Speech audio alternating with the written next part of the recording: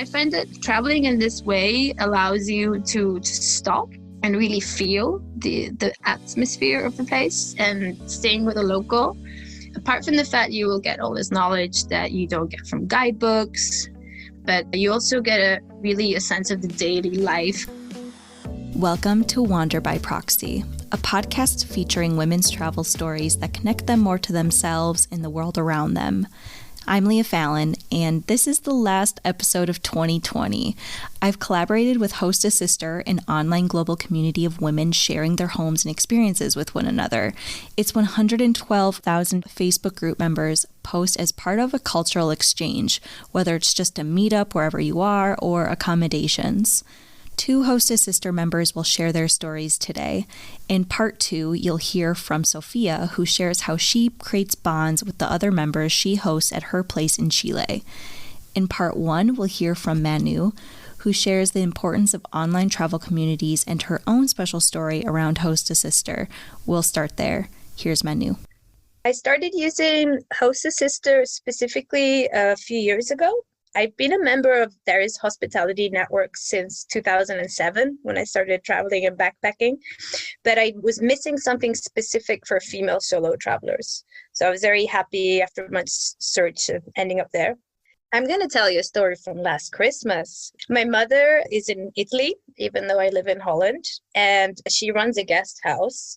And because through my backpacking and being couch surfed and being hosted by so many people, she really got into this idea of opening up her house when there was especially female solo travelers who were alone and need a place to stay. And last Christmas, I could not be there. I had to be with my family here in Holland, and I had to leave my mom alone. So I went on Host a Sister and I posted saying, "Hi guys, this is my mom and this is her guest house.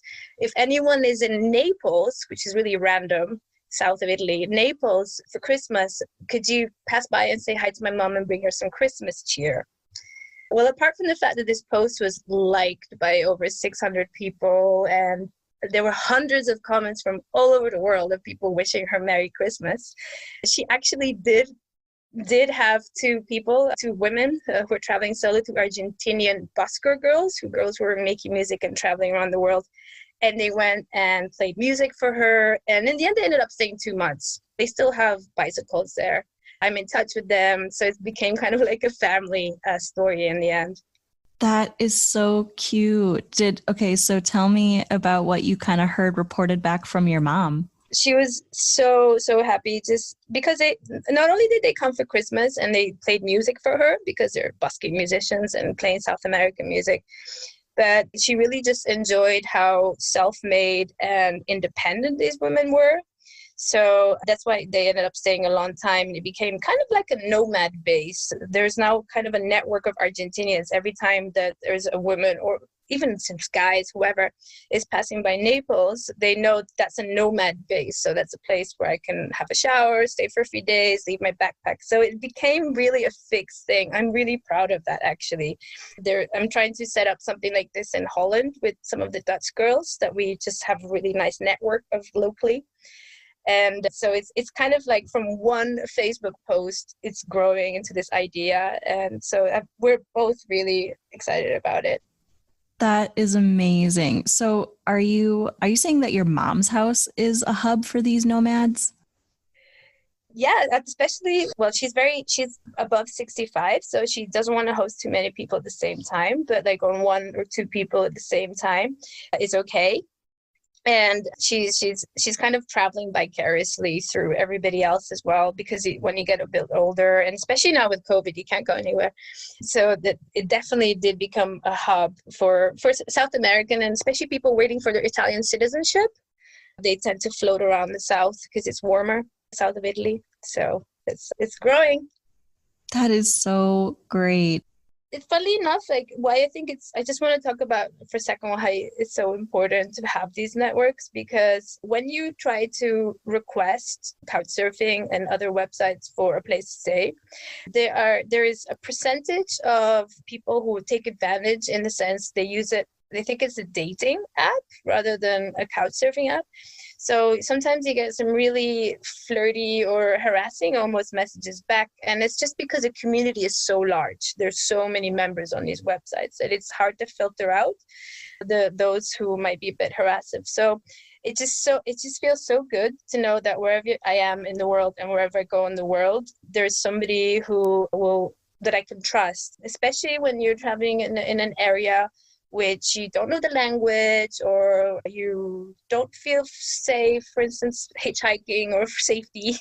It's good to know that there's a lot of people who will open up their hearts to you. And especially if you stay away from the larger cities and you go more towards the smaller towns, you can give something back by staying with them. So I'm really excited about all these hospitality networks. I have not stayed in a hotel for years now. So it's great to have these like female safe spaces for us to use. And so I'm pro. Everybody should use them. I'm pro. Nice.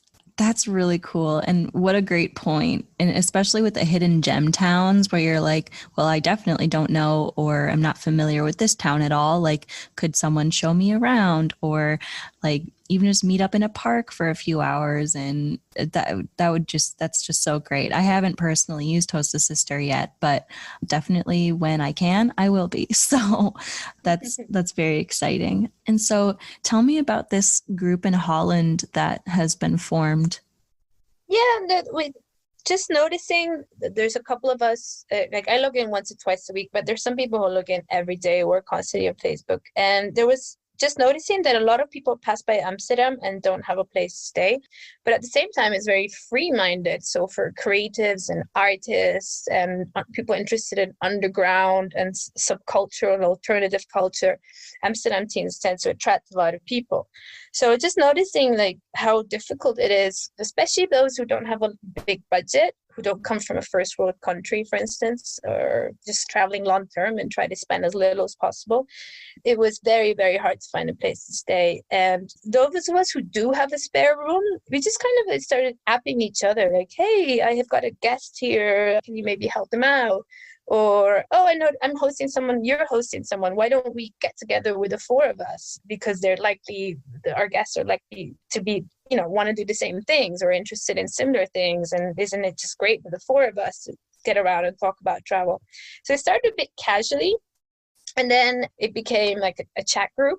And it was also expanding a little bit outside of Amsterdam. Holland is really tiny. Like in 2 hours, you drive out of the country and you're in Belgium or you're in Germany.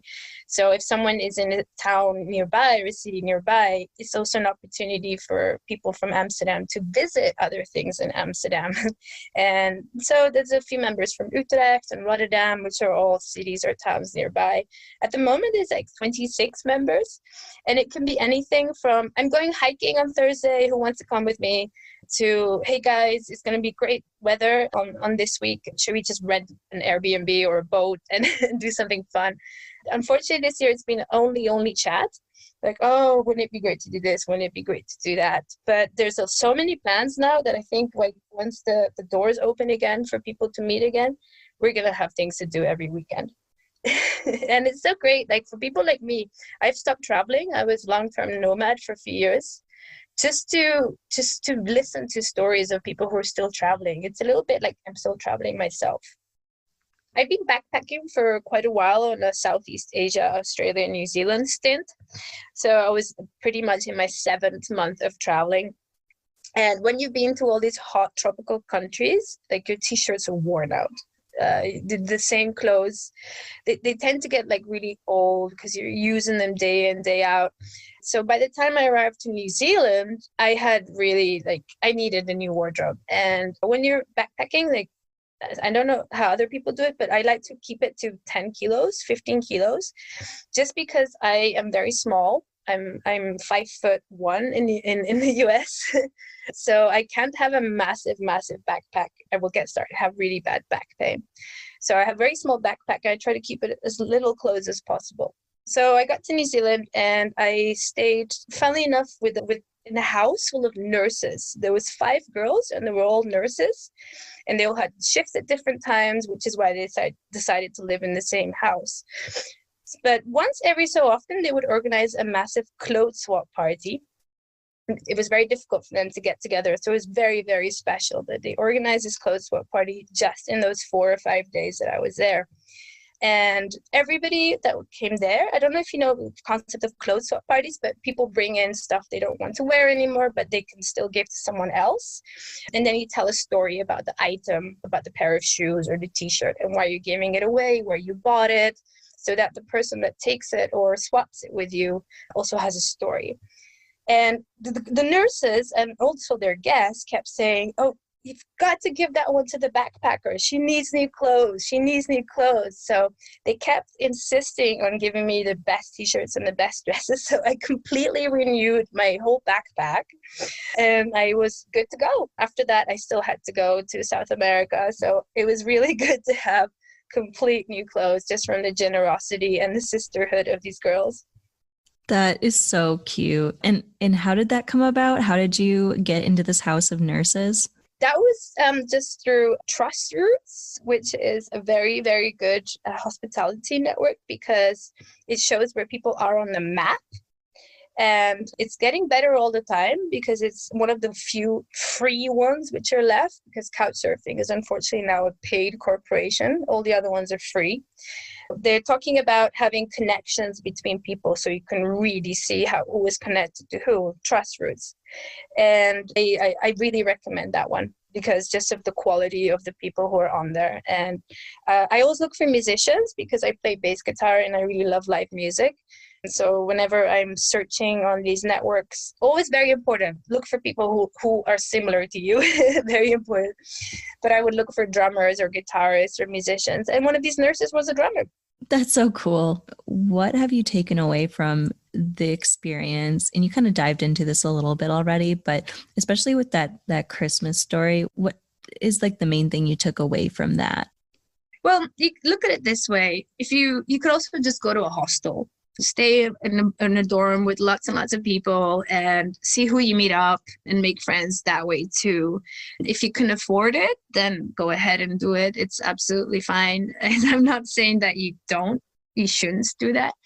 But I found that in every hostel I've been at, it's very hard to really sort through people who are genuinely similar to you in personality and the way they travel and the tempo, what they find interesting. And also I find that in a lot of hostels, there's a lot of people who just want to party. They just want to get really, really drunk every night. And that's okay sometimes, but not every night. Sometimes you just want to sleep. And I find that on these hospitality networks, already there's a lot of trust involved from the person that's opening their house to you. So it kind of gives a sense of, okay, this person is open-minded and they're generous and they are fearless as well. And I find that when you're being a guest, you're also kind of giving something back. It's not just a matter of, oh, I would like to have a free guide of the city, or I really want to spend all my money on booze, so I don't really want to spend it all on hostels. I know, but sometimes there's a lot of bucket list travelers, like, I've got to do this, got to do that, it's on my list, got to do it. And I find that traveling in this way allows you to stop and really feel the atmosphere of the place. And staying with a local, apart from the fact you will get all this knowledge that you don't get from guidebooks, but you also get a sense of the daily life. How do people live in this place? And most locals are actually, especially in the second and third world countries, will be really annoyed at tourists. They're like, oh, I hate tourists because of this, and that.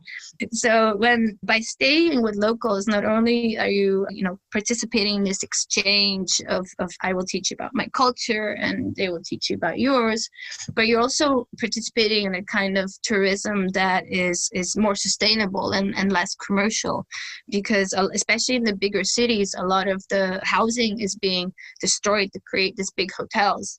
So by staying with someone in their spare room, you're also participating in an economy which is not polluting, which is not changing the face of cities, and kind of creates this kind of inter-exchange which is really valuable, rather than just, I am coming to your shop and I will buy something off you in a tourist shop. So it's very, very deep. Every single couch surfing experience you have, even though you might not click with a person or you sleep really badly, you take something from. And there's been very, very few times that even if I had nothing in common with someone, that I had a very bad experience.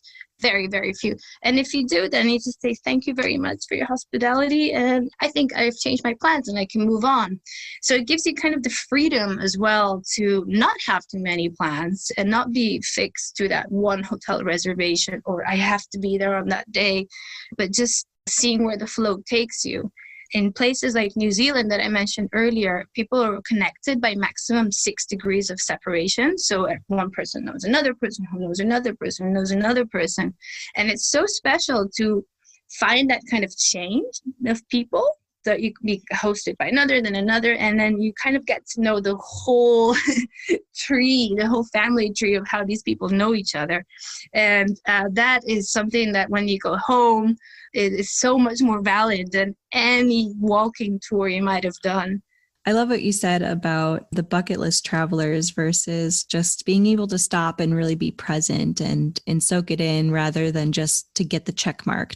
Yeah, I really hated when I was in Thailand and people were like, oh, have you done Cambodia yet? Have you done Vietnam? And I just felt so insulted. It's like, no, this is not what it's about, guys. I think what is really also important to say is that you should travel for some kind of reason. I mean, it's good to wander, and a lot of us wanderlust, and we just mentioned having the flow and not having plans and just going from one place to another without making too many mistakes or ideas. Just go with it.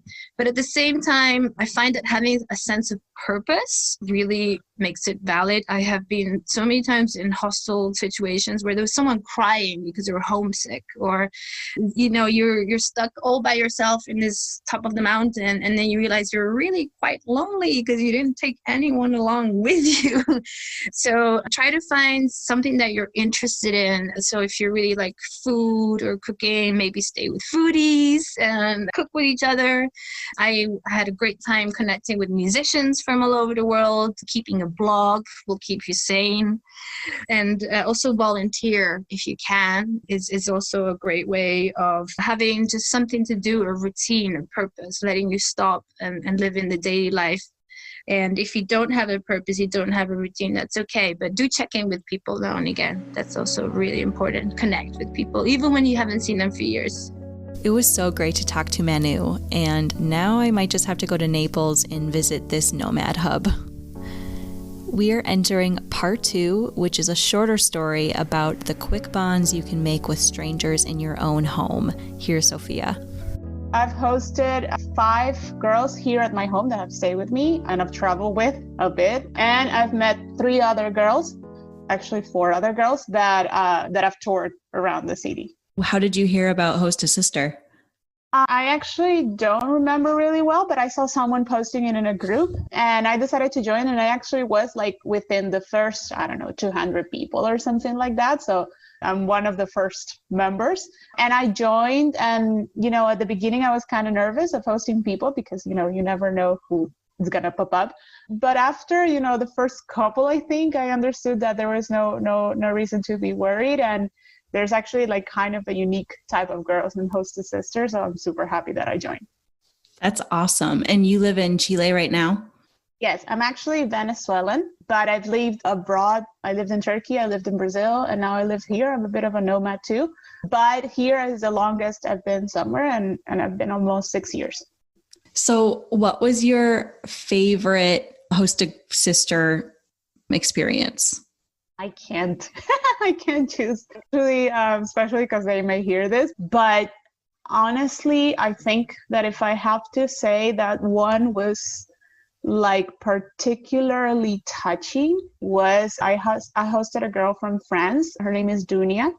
And I was going through a particular moment in my life. It was very hard. I was changing jobs. I was looking for a good one. And she was here. And every time a girl comes, I have a big balcony, and We usually stay late there, like drinking wine and talking about our lives. It's always like a very nice exchange of, life stories. And we were there like one night, and I was like so miserable, the job that I was at that moment. And I was thinking about changing, but it took me a long time to find that particular one. So I was very charged of emotions. And I decided right there with her, like, she was like, "You're not happy." I was like, "You're right." And I just started crying. It was like, "I'm quitting." And she was like, "Good. And then you quit tomorrow, and then you come back and we'll go to the pool." And I was like, "Yes, I'm going to do that." So it was a very particular moment. And, she did help me a lot to like pick me up the next day. And that night, like, "Don't worry, everything's going to be fine." And with all of them, I continued to be in touch. But, with her, she was there in a very special moment of my life, kind of. And I really thank her for being there. That's funny and sad.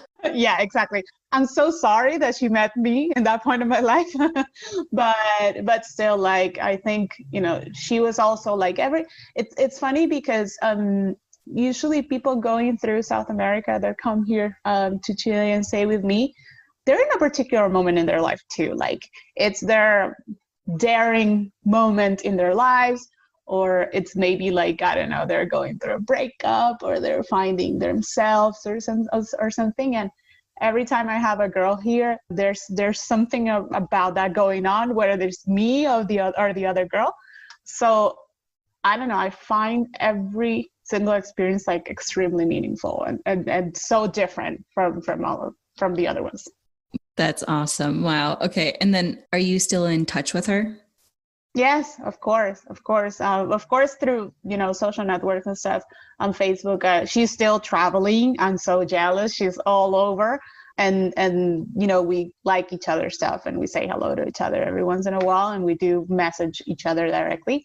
But yeah, with all of them, I think I'm still very much in touch. Before they come, because you make a post and you say where you are, like under what circumstance would you host, how many people, there's, a particular thing about your home and stuff like that. So they're aware, for example, if you have pets, if you can receive pets, if you can receive kids, partners, stuff like that. So they contact you and you start talking to them, and they tell you like, "So I was looking to see if you can host me. I'm going to be there around this time." And so what I did was I asked them to have a call, like a video call, because at first, I was a bit skeptical, but then in the call, I would also not only make sure that I was okay with them, but also make sure that they were okay with me. I don't live alone. I live with my boyfriend, and it's just a couch, which, if you're thankful, but at the same time, if it's a bed, like, I want them to know. I show them my house. My apartment is not very big. So I have this call with them. I show them my house. I tell them like, my boyfriend's here, like, and I tell them like, I can take you around if you want, or if you want to be alone, that's fine too. Most of them just thank me for being able to tour them, and I've gone around with them a lot. But yeah, so I think that both ways is a little bit like you're exposing yourself, because I'm opening my home to someone, but someone's coming to my house. So that person can be like, "Where am I coming?" Like, it's so, and you hear all these weird stories about other websites that I just won't say the name because it's very known, but you hear all those stories, and I had one myself that wasn't very good. So that's also why I decided to do it, because I want to give a safe space to a girl traveling. That's very cool. I love it. What do you get out of it in your life? Well, to be honest, I get so much from it. Just, like I said, it's been incredible, the connection that I've had with these girls. And when they come, I take them around. I make them the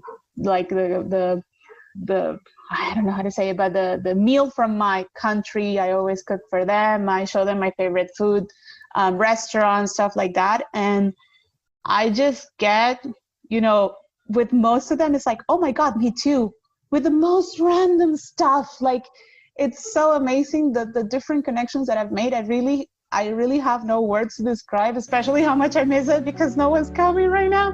But what I get from it is basically just, knowing someone from another country and seeing how similar we are, even though we come from completely different backgrounds or realities. And that, honestly, that alone makes me very happy. Thank you for listening to the last episode of 2020. There are 14 other episodes to catch up on as I brew the next batch of episodes that'll roll out every other Wednesday in 2021. Episode 16, the next episode, will be out January 20th. Be sure to check out and join Hostess Sister on Facebook or Instagram at Hostess Sister to meet amazing women around the world. Links will be in the show notes. I'm also calling for stories. If you have a travel story that has become part of your internal framework, visit wanderbyproxy.com and fill out the guest application form under the contact tab. I hope you have a great